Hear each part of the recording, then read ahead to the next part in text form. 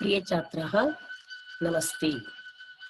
अहम् इदानीम् अष्टमकक्षायाः द्वितीयं पाठं पाठयामि। पाठस्य नाम अक्षराणि। छात्राः पश्यन्तु, भाषायाः लघुतमः घटकः अक्षरम्। अक्षराणां वर्णाः इत्यपि नाम वर्तते। तेषु अक्षरेषु स्वराः, व्यञ्जनानि, अयोगवाहः इति प्रधानतया त्रयः भेदाः वर्तन्ते। संस्कृतभाषायां लोकव्यवहारे 48 अक्षराणि सन्ति। अत्र तेषां परिचयः प्रदत्तः। छात्राः, ಭಾಷಾಯಾಹ ಲಘುತಮಃ ಘಟಕಃ ಅಕ್ಷರಂ. ಯಾವುದೇ ಭಾಷೆಯ ಅತ್ಯಂತ ಚಿಕ್ಕ ಘಟಕವೆಂದರೆ ಅಕ್ಷರ. ಭಾಷೆಗೆ ಮೂಲಾಧಾರವೇ ಅಕ್ಷರ. ಅಕ್ಷರಸ್ಯ ಅನ್ಯ ನಾಮ ವರ್ಣಃ ಇತಿ. ಅಕ್ಷರಕ್ಕೆ ಇರುವ ಇನ್ನೊಂದು ಹೆಸರು ವರ್ಣ. ತೇಷು ಅಕ್ಷರೇಷು, ಆ ಅಕ್ಷರಗಳಲ್ಲಿ ಸ್ವರಾಹ ಸ್ವರಗಳು, ವ್ಯಂಜನಾನಿ ವ್ಯಂಜನಗಳು, ಅಯೋಗವಾಹಗಳು ಎಂಬ 3 ಭೇದಗಳು ಇವೆ. ಸಂಸ್ಕೃತ ಭಾಷೆಯಲ್ಲಿ ಲೋಕ ವ್ಯವಹಾರದಲ್ಲಿ 48 ಅಂದರೆ 48 ಅಕ್ಷರಗಳು ಇವೆ. ಅತ್ರ ತೇಷಾಂ ಪರಿಚಯಃ ಪ್ರದತ್ತಃ. ಅಸ್ಮಿನ್ ಪಾಠೆ ಅಕ್ಷರಾಣಾಂ ಪರಿಚಯಃ ಪ್ರದತ್ತಃ. ಛಾತ್ರः, ಸಂಸ್ಕೃತ ಭಾಷಾಯಾಹ ಲಿಪಿಃ ದೇವನಾಗರಿ. ನಾವಿಲ್ಲಿ ಬರೆದಿದ್ದೇವಲ್ಲ, ಲಿಪಿ ದೇವನಾಗರಿ. ಸಂಸ್ಕೃತ ಭಾಷಾಯಾಂ आहत्य 48 अक्षराणि व्यवहारे वर्तन्ते. संस्कृत भाषायां कति अक्षराणि वर्तन्ते? संस्कृत भाषायां 48 अक्षराणि वರ್ತಂತೆ. ಸಂಸ್ಕೃತ ಭಾಷೆಯಲ್ಲಿರುವ ಒಟ್ಟು ಅಕ್ಷರಗಳ ಸಂಖ್ಯೆ 48. ಅಕ್ಷರಾಣಿ ನೋಡಿ ಇಲ್ಲಿ, ಅಕ್ಷರಾಣಿ, ಸ್ವರಾಹ, ಅಯೋಗವಾಹೌ, ವ್ಯಂಜನಾನಿ. ಅಕ್ಷರಗಳನ್ನ 3 ವಿಧವಾಗಿ ವಿಂಗಡಿಸಲಾಗಿದೆ. ಪ್ರಧಾನತೆಯ ತ್ರಿಧಾ ವಿಭಕ್ತಃ ಅಕ್ಷರಾಣಿ ತೇ ಸ್ವರಾಹ. 13 ಸ್ವರಾಹ ಸಂತಿ. 2 ಅಯೋಗವಾಹೌ ಸ್ತಃ. ವ್ಯಂಜನಾನಿ 33 ಸಂತಿ. ಆಗತ್ಯ 48 ಅಕ್ಷರಾಣಿ ವ್ಯವಹಾರೆ ವರ್ತಂತೆ. ಅಕ್ಷರಗಳಲ್ಲಿ ಸ್ವರಗಳು 13, ಅಯೋಗವಾಹಗಳು 2, ವ್ಯಂಜನಗಳು 33. ತೇಷಾಂ ಪರಿಚಯಂ ಕುರ್ಮಃ. ಪ್ರಥಮತಯ ಸ್ವರಾಹ. ಸ್ವರ. ಅತ್ರ 2 ಶಬ್ದೌ ಸ್ತಃ. ತಸ್ಯ ಅರ್ಥಃ ಸ್ವಯಂ ರಾಜಂತೆ ಇತಿ ಸ್ವರಾಹ. ಸ್ವತಃ ಶೋಭಿಸುವುದು, ಹೊಳೆಯುವುದು ಎಂದರೆ ಸ್ವರಗಳು. ಸ್ವರ ಅಂದರೆ ಸ್ವತಂತ್ರತೆಯ ಉಚ್ಚಾರ್ಯಮಾಣಾಃ ವರ್ಣಾಃ ಏವ ಸ್ವರಾಃ. ಸ್ವತಂತ್ರವಾಗಿ ಉಚ್ಚರಿಸಲ್ಪಡುವ ಅಕ್ಷರಗಳೇ ಸ್ವರಗಳು. ಸ್ವತಂತ್ರವಾಗಿ ಉಚ್ಚರಿಸಲ್ಪಡುವುದು ಅಂದ್ರೆ ಬೇರೆ ಯಾವುದೇ ಅಕ್ಷರಗಳ ಸಹಾಯವಿಲ್ಲದೆ ಉಚ್ಚರಿಸಲ್ಪಡುವ ಅಕ್ಷರಗಳೇ ಸ್ವರಗಳು. ತೇ आहत्य 13 ಸಂತಿ. ಸ್ವರಾಹ ಕತಿ ಸಂತಿ? ಸ್ವರಾಹ 13 ಸಂತಿ. 13 ಇತ್ಯುಕ್ತೆ 13. ಸ್ವರಗಳು ಒಟ್ಟು 13 ಇದ್ದಾವೆ. ಯಥಾ ಹೇಗೆ? ಅತ್ರ ಪಶ್ಯಂತು. ಸ್ವರಾಹ 13 ತೇ ಅ, ಆ, ಇ, ಈ, ಉ, ಊ, ರು, ಋ, ಋ, ಎ, ಐ, ಓ, ಔ. ಏತೆ 13 ಸ್ವರಾಹ. ಇವು 13 ಸ್ವರಗಳು. ಸ್ವರಭೇದಾಃ. ಸ್ವರಭೇದಗಳು, ಸ್ವರಗಳಲ್ಲಿರುವ ಭೇದಗಳು. ಸ್ವರಾಣಾಂ ಉಚ್ಚಾರಣ ಕಾಲಂ ಅನುಸೃತ್ಯ ಸ್ವರಾಹ ದ್ವೇಧಾ ವಿಭಕ್ತಾಃ.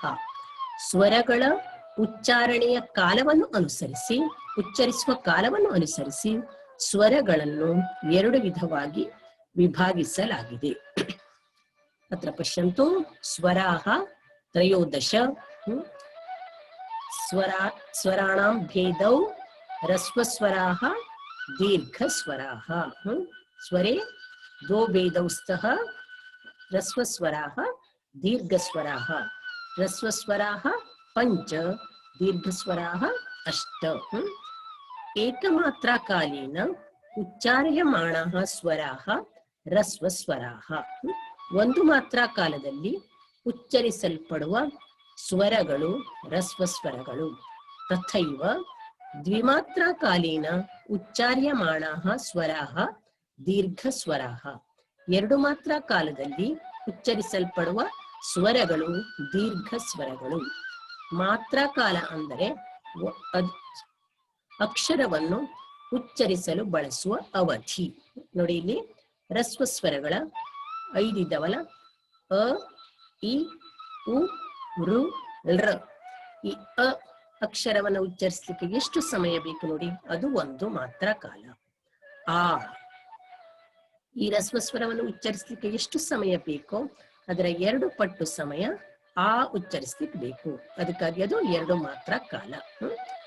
ರಸ್ವಸ್ವರಗಳು 5, ಅ ಇ ಉ ಋ ಳ.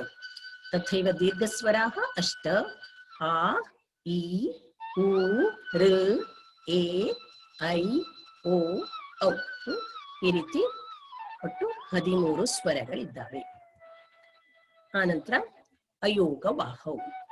ಮಾಹೇಶ್ವರ ಸೂತ್ರೇಷು ಯೋಗಂ ನ ಪ್ರಾಪ್ತೌ ಕಿಂತು ವ್ಯವಹಾರೇ ಪ್ರಯುಕ್ತೌ ಅತಹೇವ ಅಯೋಗವಾಹೌ. ಮಾಹೇಶ್ವರ ಸೂತ್ರದಲ್ಲಿ ಪಡದೇ ಇರುವಂಥದ್ದು ಆದರೆ ವ್ಯವಹಾರದಲ್ಲಿ ಬಳಕೆಯಾಗುತ್ತಿರುವುದು ಅಯೋಗವಾಹಗಳು. ಅಂದ್ರೆ ಮಾಹೇಶ್ವರ ಸೂತ್ರ. ನಮಗೆ ಇದು ಹೊಸ ಶಬ್ದ. ಮಹೇಶ್ವರಾತ್ ಆಗತಂ ಸೂತ್ರಂ ಮಾಹೇಶ್ವರ ಸೂತ್ರಂ. ಮಹೇಶ್ವರನಿಂದ ಬಂದ ಸೂತ್ರ ಆಗಿರುವುದರಿಂದ ಇದಕ್ಕೆ ಮಾಹೇಶ್ವರ ಸೂತ್ರ ಅಂತಾರೆ. ಅಂದರೆ ಈಶ್ವರ ಒಂದು ಸಲ ನೃತ್ಯ ಮಾಡುತ್ತಿರುವ ತಾಂಡವ ನೃತ್ಯವನ್ನು ಮಾಡುತ್ತಿರುವ ಸಂದರ್ಭದಲ್ಲಿ ತನ್ನ ಕೈಯಲ್ಲಿರುವ ಡಕ್ಕೆಯನ್ನ 14 ಸಲ ಬಾರಿಸ್ತಾನೆ. ಆಗ ಬಾರಿಸಿದಾಗ ಮಂಗಲಮಯ ನಾದಗಳು ಹೊರಹೊಮ್ಮುತ್ತದೆ. ಆ 14 ಮಂಗಲಮಯ ನಾದಗಳೇ ವರ್ಣ ಜಾಲಗಳಾಗ್ತವೆ. ಅವೇ ಅಕ್ಷರಗಳು. ಅವು ಯಾವ್ಯಾವುದು ಅಂದ್ರೆ ಅ ಇ ಉಂ ರೋಲ್ರಕ್ ಎ ಓಂಗ್ ಐ ಔಚ್ ಹಯವರಟ್ ಲಣ್ ಞಮಗಣನಂ ಝಬನ್ ಘಡದಶ್ ಜಬಗಡಧಶ್ ಕಫ ಛಠತ ಚಟತೌ ಕಪೈ ಶಶಸರ್ ಹಲ್. ಇವು 14 ಮಾಹೇಶ್ವರ ಸೂತ್ರಗಳು. ಈ ಮಾಹೇಶ್ವರ ಸೂತ್ರಗಳಲ್ಲಿ ಅಯೋಗವಾಹಗಳು ಇಲ್ಲ, ಆದರೆ ಅವು ನಿತ್ಯ ವ್ಯವಹಾರದಲ್ಲಿ ಇವೆ. ಅದಕ್ಕಾಗಿ ಇವುಗಳಿಗೆ ಅಯೋಗವಾಹಗಳು ಕರೀತಾರೆ. ತೌ ದ್ವೌಸ್ತಃ ಅಯೋಗವಾಹ ದ್ವೌಸ್ತಃ. ಅಯೋಗವಾಹಗಳು 2. ಅತ್ರ ಪಶ್ಯಂತು ಅಯೋಗವಾಹ ದ್ವೌ ಅನುಸ್ವಾರಃ ವಿಸರ್ಗಃ ಚ. ಅಂಬ್ ಅಹ ಅಂತೇವಲ್ಲ, ಅದು ಅಂ ಅಂದ್ರೆ ಅನುಸ್ವಾರ, ಅಹ ಅಂದ್ರೆ ವಿಸರ್ಗ. ಇವು ಅಯೋಗವಾಹಗಳು. ನಂತರಂ ವ್ಯಂಜನಾನಿ. ಅರ್ಧಮಾತ್ರಾ ಕಾಲೇನ ಉಚ್ಚಾರ್ಯಮಾಣಾಃ ವರ್ಣಾಃ ಏವ ವ್ಯಂಜನಾನಿ. ಅರ್ಧಮಾತ್ರಾ ಕಾಲದಲ್ಲಿ ಉಚ್ಚರಿಸಲ್ಪಡುವ ಅಕ್ಷರಗಳೇ ವ್ಯಂಜನಗಳು. ತಾನಿ ಆಹತ್ಯ 33 ಸಂತಿ. ಅವು ಒಟ್ಟು 33 ಅಂದ್ರೆ 33 ಇದ್ದಾವೆ. ವ್ಯಂಜನಗಳು ಒಟ್ಟು 33. ತಾಂಚ ಪ್ರಾಧಾನ್ಯೇನ ದ್ವೇಧಾ ವಿಭಕ್ತಾನಿ. ಅವುಗಳನ್ನು ಪ್ರಮುಖವಾಗಿ 2 ವಿಧವಾಗಿ ವಿಂಗಡಿಸಲಾಗಿದೆ. ಕತಿ ವ್ಯಂಜನಾನಿ ಸಂತಿ 33 ವ್ಯಂಜನಾನಿ ಸಂತಿ. ವ್ಯಂಜನಂ ನಾಮ ಕಿಂ? ಅರ್ಧಮಾತ್ರಕಾಲೇನ ಉಚ್ಚಾರ್ಯಮಾಣಃ ವರ್ಣಃ ಏವ ವ್ಯಂಜನಂ. ಸ್ವರವನ್ನು ಉಚ್ಚರಿಸಲಿಕ್ಕೆ ರಸ್ವಸ್ವರವನ್ನು ಉಚ್ಚರಿಸಲಿಕ್ಕೆ ಒಂದು ಮಾತ್ರಾ ಕಾಲ ಬೇಕಾದ್ರೆ ವ್ಯಂಜನಗಳನ್ನು ಉಚ್ಚರಿಸಲಿಕ್ಕೆ ಅರ್ಧ ಮಾತ್ರಾ ಕಾಲ ಸಾಕು. ಅತ್ರ ಪಶ್ಯಂತು ವ್ಯಂಜನಸ್ಯ ಭೇದೌ ವ್ಯಂಜನಾನಿ 33. ತತ್ರ ದ್ವೌ ಭೇದೌ ವರ್ಗೀಯ ವ್ಯಂಜನಾನಿ ಅವರ್ಗೀಯ ವ್ಯಂಜನಾನಿ. ವರ್ಗೀಯ ವ್ಯಂಜನಾನಿ 25 ಸಂತಿ. ವರ್ಗೀಯ ವ್ಯಂಜನಗಳು 25 ಇದ್ದಾವೆ. ಅವರ್ಗೀಯ ವ್ಯಂಜನಗಳು 8 ಸಂತಿ. ವರ್ಗೀಯ ವ್ಯಂಜನಾನಿ ಕಾನಿ ಕ ಖ ಗ ಘ ङ ಚ ಛ ಛ ಜ ಝ ಞ ಟ ಠ ಡ ಧ ನ ತ ಥ ದ ಧ ನ ಪ ಫ ಬ ಭ ಮ ಏತೆ ವರ್ಗೀಯ ಏತಾನಿ ವರ್ಗೀಯ ವ್ಯಂಜನಾನಿ ತಾನಿ ಪಂಚವಿಂಶತಿ ಸಂತಿ. ಇದು ಖವರ್ಗ, ಚವರ್ಗ, ಟವರ್ಗ, ತವರ್ಗ, ಪವರ್ಗ. ಅಂದ್ರೆ ಕವರ್ಗದ ಅಕ್ಷರಗಳೆಲ್ಲ ಒಂದೇ ಕಡೆಯಲ್ಲಿ ಉಚ್ಚರಿಸಲ್ಪಡ್ತವೆ, ಚವರ್ಗದ ಅಕ್ಷರಗಳು ಒಂದು ಕಡೆಯಲ್ಲಿ, ಟವರ್ಗದ ಅಕ್ಷರಗಳು ಒಂದು ಕಡೆಯಲ್ಲಿ, ತವರ್ಗದ ಅಕ್ಷರಗಳು ಇನ್ನೊಂದು ಕಡೆಯಲ್ಲಿ, ಪವರ್ಗದ ಅಕ್ಷರಗಳು ಒಂದು ಕಡೆಯಲ್ಲಿ. ಈ ರೀತಿ ಉಚ್ಚರಿಸಲ್ಪಡುವುದರಿಂದ ಇವುಗಳಿಗೆ ವರ್ಗೀಯ ವ್ಯಂಜನಗಳು. ಆದರೆ ಅವರ್ಗೀಯ ವ್ಯಂಜನಗಳಿಗೆ ಉಚ್ಚರಿಸುವ ಸ್ಥಳದಲ್ಲಿ ನಿರ್ದಿಷ್ಟತೆ ಇಲ್ಲ. ಅದಕ್ಕಾಗಿ ಇವು ಅವರ್ಗೀಯ ವ್ಯಂಜನಗಳು. ಯ ರ ಲ ವ ಶ ಷ ಸ ಹ. ವರ್ಗೀಯ ವ್ಯಂಜನಾನಿ ಕತಿ ಸಂತಿ? ಅಷ್ಟ ಸಂತಿ. ವರ್ಗೀಯ ವ್ಯಂಜನಾನಿ ಪಂಚವಿಂಶತಿ, ಅವರ್ಗೀಯ ವ್ಯಂಜನಾನಿ ಅಷ್ಟ ಸಂತಿ. आहत्य ವ್ಯಂಜನಾನಿ ತ್ರಯಸ್ತ್ರಿಂಶತ್ ಸಂತಿ. अत्र पश्यन्तु छात्राः व्यंजन भेदाः. व्यंजनानां उच्चारण प्रयत्नम् अनुसृत्य ವ್ಯಂಜನಾನಿ ಪುನಃ ತ್ರೇಧಾ ವಿಭಕ್ತಾನಿ. ವ್ಯಂಜನಗಳನ್ನು ಉಚ್ಚರಿಸುವ ಪ್ರಯತ್ನವನ್ನು ಅನುಸರಿಸಿ ವ್ಯಂಜನಗಳನ್ನ ಪುನಃ ಮೂರು ವಿಧವಾಗಿ ವಿಂಗಡಿಸಲಾಗಿದೆ.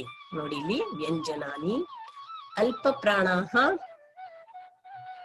ಚತುರ್ದಶ, ಮಹಾಪ್ರಾಣಾಃ ಚತುರ್ದಶ, ಅನುನಾಸಿಕಾಃ ಪಂಚ. ವ್ಯಂಜನಗಳ ಉಚ್ಚಾರಣ ಪ್ರಯತ್ನವನ್ನು ಅನುಸರಿಸಿ ಮೂರು ವಿಭಾಗಗಳು: ಅಲ್ಪ ಪ್ರಾಣಗಳು, ಮಹಾಪ್ರಾಣಗಳು, ಅನುನಾಸಿಕಗಳು. ಅಲ್ಪ ಪ್ರಾಣಗಳು ಅಂದ್ರೆ ಅಲ್ಪ ಪ್ರಾಣ ಅಥವಾ ಅಲ್ಪ ಉಸಿರಿನ, ಕಡಿಮೆ ಉಸಿರಿನ ಸಹಾಯದಿಂದ ಉಚ್ಚರಿಸಲ್ಪಡುವಂತಹ ವ್ಯಂಜನಗಳು ಇವು. ಮಹಾಪ್ರಾಣಗಳು ಅಂದ್ರೆ ಹೆಚ್ಚು ಉಸಿರಿನ ಸಹಾಯದಿಂದ ಉಚ್ಚರಿಸಲ್ಪಡುವ ವ್ಯಂಜನಗಳು. ಅನುನಾಸಿಕಗಳು ಎಂದರೆ ನಾಸಿಕ ಅಂದ್ರೆ ಮೂಗು, ಮೂಗಿನ ಸಹಾಯದಿಂದ ಉಚ್ಚರಿಸಲ್ಪಡುವ ಅಕ್ಷರಗಳು ಅನುನಾಸಿಕಗಳು. ಅಲ್ಪ ಪ್ರಾಣಗಳು 14 ಇದ್ದಾವೆ. ಚತುರ್ದಶ ಸಂತಿ. ತೇ ಕ ಗ ಚ ಜ ಟ ಡ ತ ದ ಪ ಬ ಯ ರ ಲ ವ. ತಥೈವ ಮಹಾಪ್ರಾಣಾಃ ಚತುರ್ದಶ ಸಂತಿ. ತೇ ಖ ಘ ಛ ಝ ಠ ಢ ಥ ಧ ಫ ಭ ಶ ಷ ಸ ಹ. ಅನುನಾಸಿಕ ಅಕ್ಷರಗಳು ङ ಞ ಣ ನ ಮ. ಈ ರೀತಿ ಒಟ್ಟು 33 ವ್ಯಂಜನಗಳು. ನಂತರಂ ಗುಣಿತಾಕ್ಷರಾಣಿ. ಸ್ವರವ್ಯಂಜನಯೋಃ ಸಂಯೋಗೇನ ಉತ್ಪನ್ನಾನಿ ಅಕ್ಷರಾಣಿ ಗುಣಿತಾಕ್ಷರಾಣಿ ಇತಿ ಉಚ್ಯಂತೆ. ಸ್ವರವ್ಯಂಜನಗಳ ಸಂಯೋಗದಿಂದ ಉಂಟಾಗುವ ಅಕ್ಷರಗಳನ್ನ ಗುಣಿತಾಕ್ಷರಗಳು ಎಂದು ಕರೆಯುತ್ತೇವೆ. ವ್ಯಂಜನಕ್ಕೆ ಸ್ವರ ಸೇರ್ತದೆ. ಇಲ್ಲಿ ನೋಡಿ, ಕ ವ್ಯಂಜನಂ ಅ ಇತಿ ಸ್ವರ ಯೋಜನೇನ ಕ ಇತಿ ಗುಣಿತಾಕ್ಷರಂ ಆಗತಂ. ತಥೈವ ಖ ಇತಿ ವ್ಯಂಜನ ಆ ಇತಿ ಸ್ವರಃ ಕ ಇತಿ ಗುಣಿತಾಕ್ಷರಂ. ತಥೈವ ಕ ಯೋಗ ಇ ಕಿ, ಕ ಯೋಗ ಇ ಕಿ, ಕ ಯೋಗ ಉ ಕು, ಕ ಯೋಗ ಉ ಕು, ಕ ಯೋಗ ಋ ಕೃ, ಕ ಯೋಗ ಋ ಕೃ, ಕ ಯೋಗ ಋ ಕೃ, ಕ ಯೋಗ ಎ ಕೆ, ಕ ಯೋಗ ಐ ಕೈ, ಕ ಯೋಗ ಓ ಕೋ, ಕ ಯೋಗ ಔ ಕೌ. ಏತೇಷಾಂ ಚಿಹ್ನಂ ಕ ಕಿ ಕಿ ಕು ಕು ಕೃ ಕೃ ಕೃ ಕೆ ಕೈ ಕೋ ಕೌ. ಏತೆ ಗುಣಿತಾಕ್ಷರಾಣಿ. ಏತಾನಿ ಗುಣಿತಾಕ್ಷರಾಣಿ. ವ್ಯಂಜನಕ್ಕೆ ಸ್ವರ ಸೇರಿ ಆಗುವ ಅಕ್ಷರಗಳು ಗುಣಿತಾಕ್ಷರಗಳು. ತಥೈವ ಅಯೋಗವಾಹ ವ್ಯಂಜನಯೋಃ ಸಂಯೋಗೇನ ಅಪಿ ಗುಣಿತಾಕ್ಷರಾಣಿ ಭವಂತಿ. ವ್ಯಂಜನಕ್ಕೆ ಸ್ವರ ಸೇರಿದರೆ ಗುಣಿತ ಅಕ್ಷರ ಆಗುವುದರ ಜೊತೆಗೆ ವ್ಯಂಜನಕ್ಕೆ ಅಯೋಗವಾಹಗಳು ಸೇರಿದರೂ ಕೂಡ ಗುಣಿತಾಕ್ಷರಗಳು ಉಂಟಾಗ್ತವೆ. ಹೇಗೆಂದ್ರೆ ನೋಡಿ ಇಲ್ಲಿ, ವ್ಯಂಜನಂ ಕ ಅಂ ಅಯೋಗವಾಹ ಕಂ ಇತಿ ಗುಣಿತಾಕ್ಷರಂ ಆಗತಂ. ತಥೈವ ಕ ಇತಿ ವ್ಯಂಜನಂ ಆಂ ಇತಿ ಅಯೋಗವಾಹ ಗುಣಿತಾಕ್ಷರಂ ಕಾಂ. ತಥೈವ ಕ ಯೋಗ ಇಂ ಕಿಂ, ಕ ಯೋಗ ಈಂ ಕೀಂ, ಕ ಯೋಗ ಉಂ ಕುಂ, ಕ ಯೋಗ ಉಂ ಕೂಂ, ಕ ಯೋಗ ರುಂ ಕೃಂ, ಕ ಯೋಗ ಋಂ ಕೃಂ, ಕ ಯೋಗ ರಂ ಕ್ರಂ, ಕ ಯೋಗ ಏಂ ಕೇಂ, ಕ ಯೋಗ ಏಂ ಕೈಂ ಐಂ ಐಂ ಕೈಂ, ಕ ಯೋಗ ಓಂ ಕೋಂ, ಕ ಯೋಗ ಔಂ ಕೌಂ. ತಸ್ಯ ಚಿಹ್ನಾನಿ. ತಥೈವ ಕ ಇತಿ ವ್ಯಂಜನಂ ಅಹ ಇತಿ ಅಯೋಗವಾಹಃ ವಿಸರ್ಗಃ ಕಹ ಇತಿ ಗುಣಿತಾಕ್ಷರಂ ಆಗತಂ. ಕ ಇತಿ ವ್ಯಂಜನಂ ಆಹ ಇತಿ ಅಯೋಗವಾಹ ಸಂಯೋಗೇನ ಕಾಹ ಇತಿ ಗುಣಿತಾಕ್ಷರಂ ಆಗತಂ. ತಥೈವ ಕ ಯೋಗ ಇಹಿ ಕಿಹಿ, ಕ ಯೋಗ ಇಹಿ ಕೀಹಿ, ಕೋ ಯೋಗ ಉಹು ಕುಹು, ಕ ಯೋಗ ಉಹು ಕೂಹು, ಕ ಯೋಗ ಋಹು ಕೃಹ, ಕ ಯೋಗ ರೂಹು ಕ್ರೂಹು, ಕ ಯೋಗ ರಹ ಕ್ರಹ, ಕ ಯೋಗ ಏಹೆ ಕೈಹೆ, ಕ ಯೋಗ ಐಹೆ ಕೈಹೆ, ಕ ಯೋಗ ಓಹೋ ಕೋಹೋ, ಕ ಯೋಗ ಔಹು ಕೌಹು. तेषां चिह्नानि इदमस्ति अत्र अस्ति. नन्तरं संयुक्ताक्षराणि. संयुक्ताक्षराणि यदा व्यञ्जनम् अन्येन व्यञ्जनेन सह संयुज्यते तदा संयुक्ताक्षराणि भवन्ति. ನೋಡಿ, ವ್ಯಂಜನಕ್ಕೆ ಸ್ವರ ಸೇರಿದ್ರೆ ಗುಣಿತಾಕ್ಷರ ಆಗ್ತದೆ, ಹಾಗೆಯೇ ವ್ಯಂಜನಕ್ಕೆ ವ್ಯಂಜನ ಸೇರಿದ್ರೆ ಸಂಯುಕ್ತಾಕ್ಷರ ಆಗ್ತದೆ.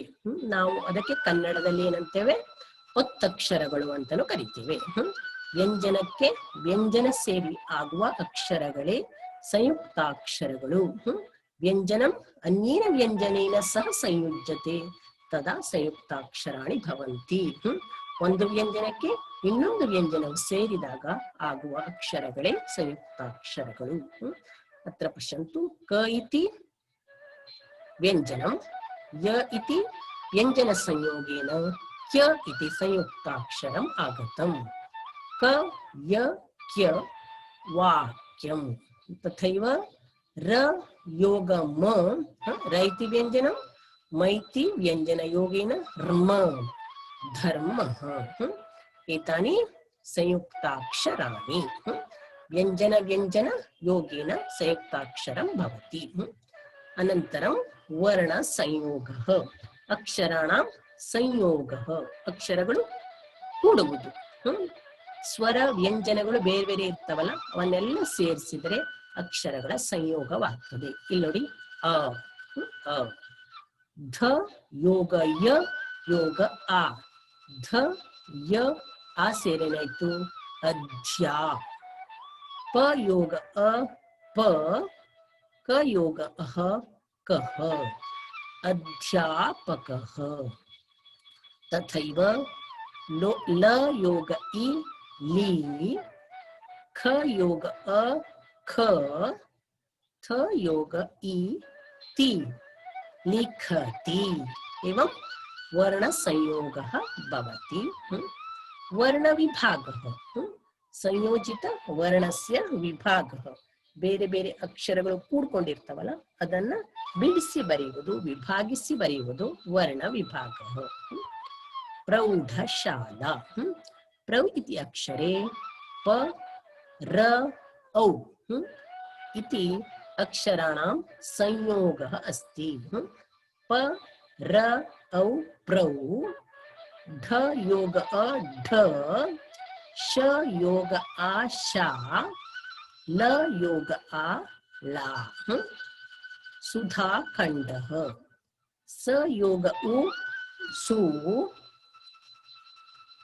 ध योग आ धा, ख योग अ ख, न द योग अह दह, सुधा कंडः। तथैव अनेक अक्षराणाम् अभ्यासं कुरुतः। वर्ण संयोग वर्ण विभागಕ್ಕೆ ಬೇರೆ ಬೇರೆ ಸಂಯುಕ್ತಾಕ್ಷರಗಳನ್ನು ತೆಗೆದುಕೊಂಡು ಅಥವಾ ಶಬ್ದಗಳನ್ನು ತೆಗೆದುಕೊಂಡು ವರ್ಣ ಸಂಯೋಗವನ್ನು ಮಾಡಬೇಕು, ವರ್ಣ ವಿಭಾಗವನ್ನು ಮಾಡಬೇಕು. ಛಾತ್ರः अस्मिन् पाठे वयम् अक्षराणि, तेषां विभागाः, स्वर, व्यञ्जन, अयोगवाहौ इत्येतेषां विषये वयं ज्ञातवन्तः. श्वः पुनर्मिलामः. धन्यवादाः छात्राः. नमस्ते.